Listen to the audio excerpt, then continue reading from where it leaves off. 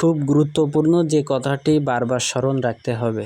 দেখেন এই অ্যাপ শুধু না, পর্ন ব্লকিংয়ের যত বড় বড় ওয়ার্ল্ডের কোম্পানি আছে, আমি অনেক কোম্পানির অ্যাপ ট্রায়াল দিয়েছি, সামান্য একটা দুর্বলতা আছে। দেখেন এই অ্যাপটা এখন প্রপারলি চলতেছে, কিন্তু মাঝে মধ্যে এখানে একটা লাল আলো জ্বলতে পারে।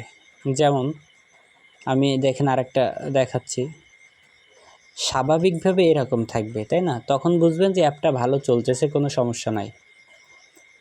কিন্তু মাঝে মধ্যে দেখেন, এখন আমি যদি বের হয়ে এখানে ঢুকি, এখানে একটা লাল আলো জ্বলতে পারে, তার মানে কোনো একটা পারমিশন মিসিং আছে। এখানে ক্লিক দেন, এরকম একটা পারমিশন চাইবে, এই বক্সটা অন করে দিবেন, এই টার্ন অন করে দিবেন, নতুন একটা পেজে নিয়ে যাবে। এখানে হচ্ছে ক্লিক দিয়ে আপনি নো বক্সের সুইচটা অন করে দিবেন, যেমনটি একদম প্রথমে করেছিলেন। এটা আপনাকে আগেই শিখিয়ে দেওয়া আছে, কিন্তু এটা বারবার মনে রাখতে হবে। দেখেন এখন আবার স্বাভাবিক হয়ে গেছে, ওই রকম লাল একটা সাইনবোর্ড কিন্তু এখন আর নাই এখানে।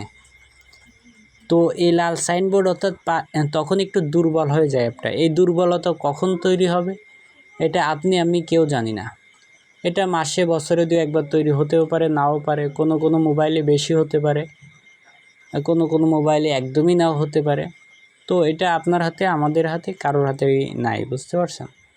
তো এই জিনিসটা সবসময় মনে রাখবেন, এতটুকু দুর্বলতা অবশ্যই সব অ্যাপে আছে, এটা আপনাকে মেনে নিতে হবে।